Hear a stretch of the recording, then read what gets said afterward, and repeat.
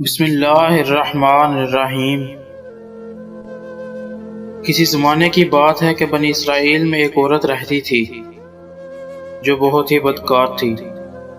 اللہ پاک نے اسے ظاہری حسن و جمال بھی دے رکھا تھا، وہ بدکار بھی انتہا درجے کی تھی۔ وہ ایک فحشہ عورت تھی۔ پوری بستی کے مرد اس کے پاس اپنے نفس کی خواہش پوری کرنے آتے تھے۔ اب وہ اتنی زیادہ مالدار ہو گئی تھی کہ اس نے اپنے لیے ایک محل تیار کروایا۔ اس محل میں اس نے اپنے لیے ایک عالی شان تخت بھی بنوایا جس پر وہ روزانہ بن سور کر بیٹھتی تھی، اور جو اس دور کے امیر امرا تھے جو اس عورت کے ساتھ ناجائز تعلق قائم کرنے کے لیے آتے تھے، وہ اس کے ساتھ اس تخت پر بیٹھتے تھے۔ اس عورت کی زندگی ایسے ہی گزر رہی تھی۔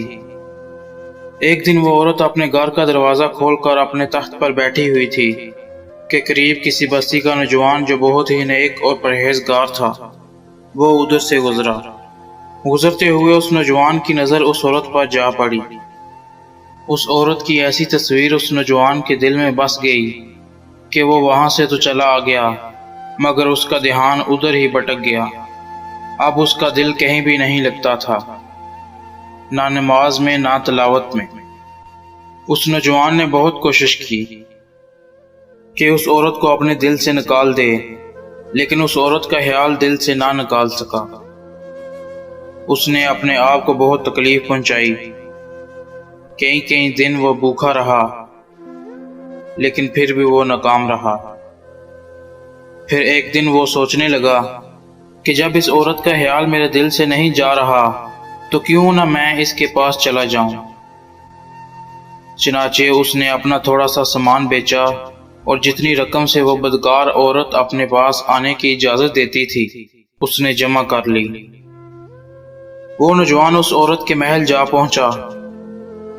اندر جا کر اس نے پیسے دیے اور اس عورت کے ساتھ تخت پر بیٹھ گیا۔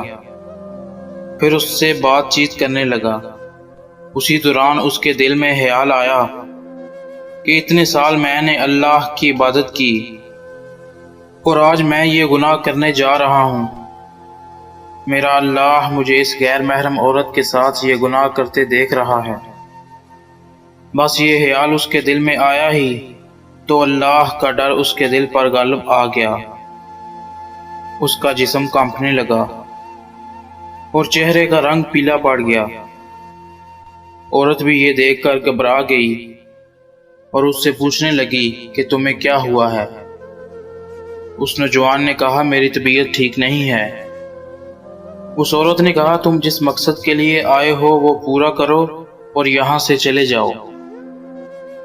اس نوجوان نے کہا نہیں، میں یہ گناہ نہیں کر سکتا، تم وہ پیسے بھی رکھ لو، بس مجھے جانے دو۔ وہ عورت یہ بات سن کر بہت حیران ہوئی، کیونکہ اس نے اپنی زندگی میں ایسا مرد نہیں دیکھا تھا۔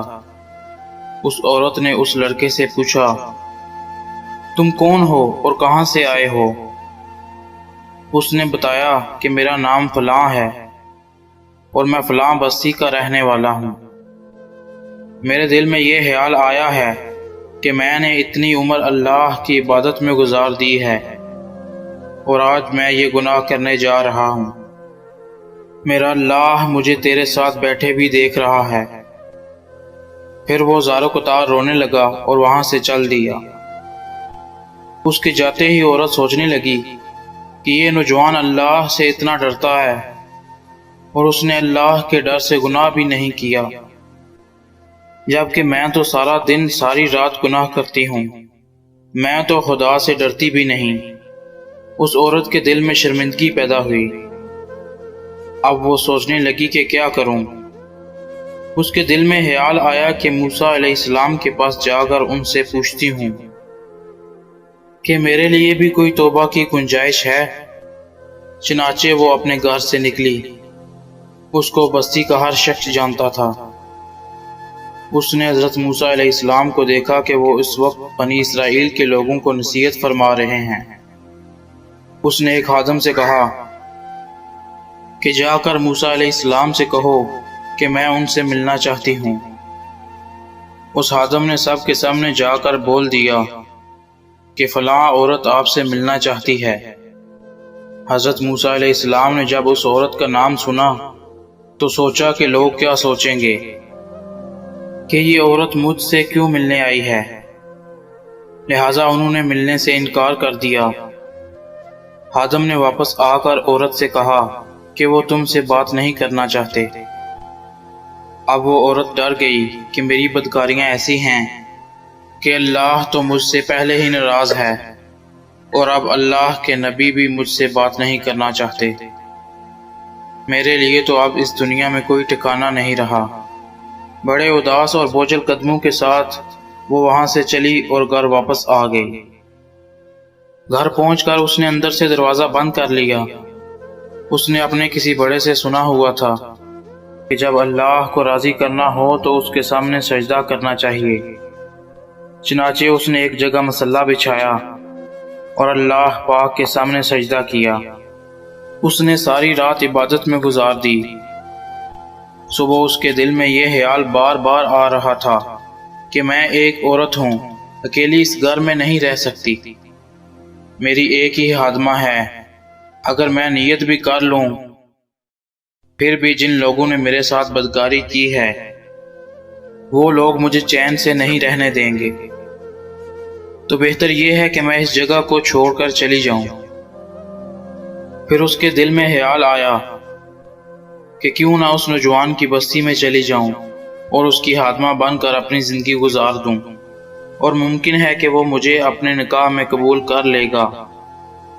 چنانچہ وہ گھر سے ایک سفید چادر اوڑھ کر نکلی تاکہ کوئی اسے پہچان نہ لے۔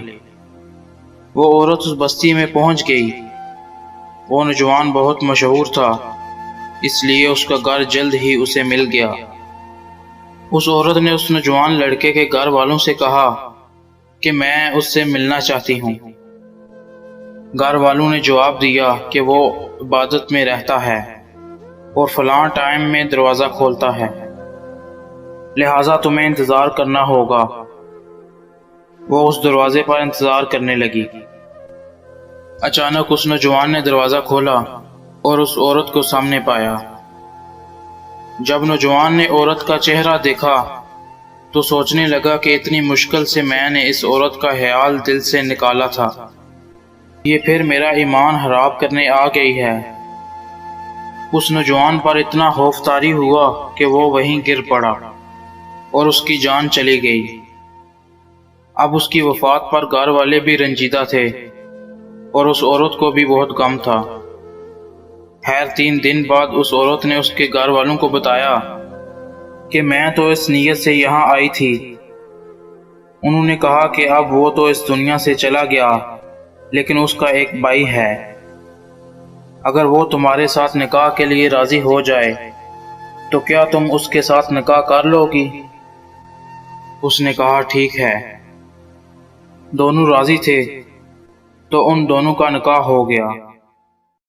اس عورت کو اللہ پاک نے 7 بیٹے عطا کیے۔ وہ 7 بیٹے بنی اسرائیل کے اولیاء میں سے گزرے ہیں۔ ایسی عورت بھی اگر توبہ کرتی ہے تو اللہ پاک اسے 7 ولیوں کی ماں بنا دیتا ہے۔